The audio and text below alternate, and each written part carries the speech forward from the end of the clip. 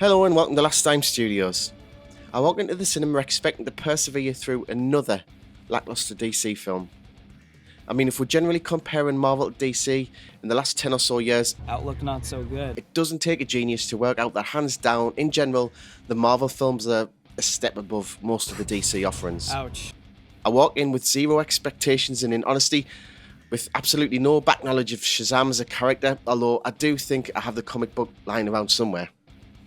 But I was unknowingly about to watch the best DC film I've seen in the last 10 years. Easily.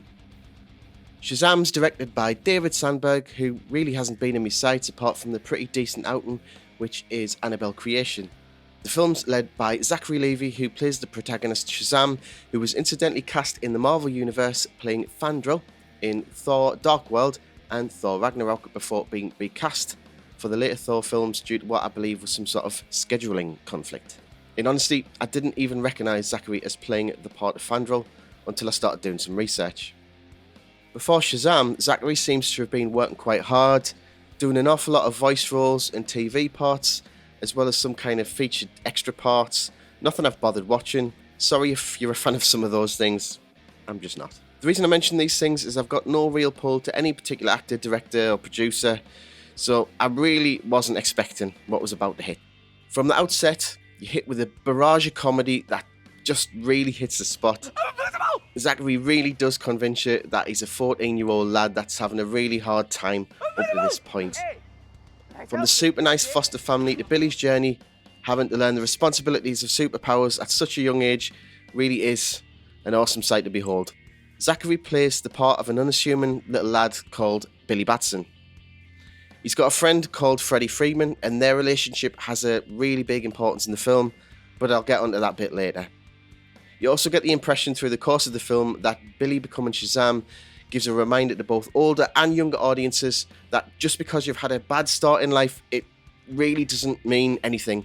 You know, you've made a few bad decisions. It doesn't mean you don't have a good heart, and you can turn things around.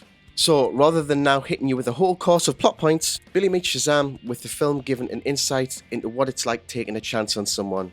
As you notice, the wizard Shazam is essentially pulling Billy through as an absolute last-ditch effort, a swan song, so to speak. The hilarity of the wizard passing along the powers to Billy, and Billy's nonchalant acceptance is a laugh-out-loud moment, and to me, it's kind of akin to Big, which is actually hilariously and blatantly referenced to later on in the film, about 1 hour 17 through, with the floor piano when he transforms into an adult. It's also a nice touch that Billy has zero awareness of his new super size. He really gets these powers dropped on him from a great height. He's got zero idea of what his powers actually are, or any idea how to use them. But thankfully, in his first serious battle, he quickly learns how to fly. Billy doesn't just grow up super quickly physically.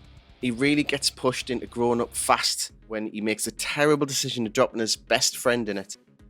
Not just this, but messing with his superpowers results in him accidentally putting people in danger.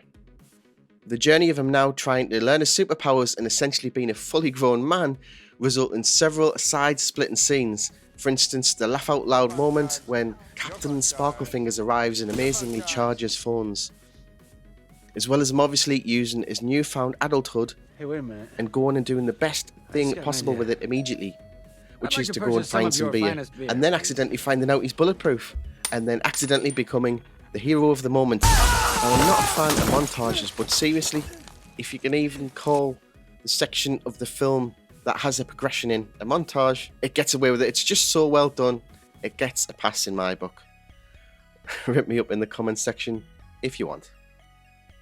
Every superhero needs his arch enemy, and in this case, I was weirdly charmed by the cold-hearted intelligence and endless pursuit of power of his arch enemy Dr. Sivana, excellently portrayed by Mark Strong as a stark contrast to Billy Badson's wing-it approach to everything. Just like Superman it. Nothing wrong with winging it, right?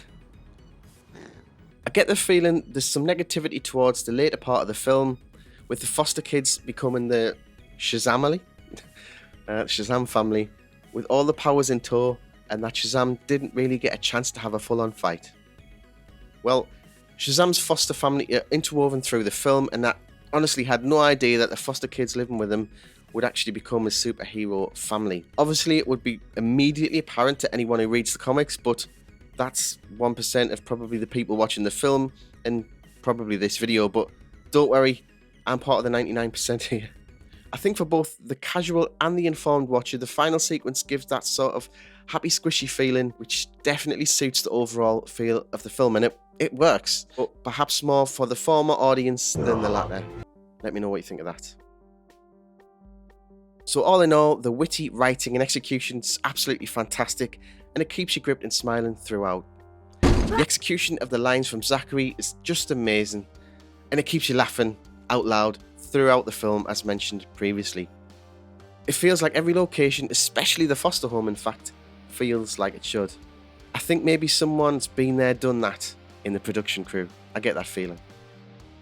I also think as a last point, Billy's friendship with Freddie Freeman is very much akin to Peter Parker's friendship with Ned Leeds in the Tom Holland era of Spider-Man films. But why not push a winning formula? Saying that, I do definitely see some similarities to the Guardians films in terms of the comedy elements.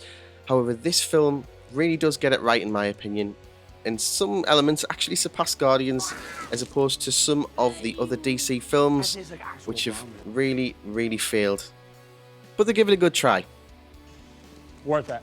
I thought for a laugh I'd throw in a few highlights from the film, a few little clips, so you can have a laugh together. Get shot in the face by bullets. That tickles. It kind of tickles. Detective moron. It's Moran. Nut punch. Kill him, Batman. Think about the first place that comes to mind. Shazam can't hear the bad guy.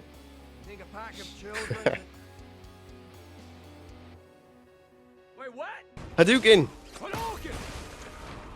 If you've made it this far into the video, yes, I love the film and well done. But I'm not saying this film's flawless. There definitely is the bad. You whiny little shit! The what I would call a dumbass move that his mum accidentally lets him go is thankfully explained later, as she did deliberately let him go. On first view, it's like, wow, that was a terrible plot point. I think the writers play with you a few times through the course of the film, like this, which is hilarious in itself. Could the runtime have been cut down and the progression of the film move forward, making it a little better and a little easier to watch? Yeah. Did the morality lessons interwoven into the film throughout go on a little bit too much? Yeah. But don't deny yourself. Go and watch Shazam now, because it's the best DC film in the last 10 years. See you next time.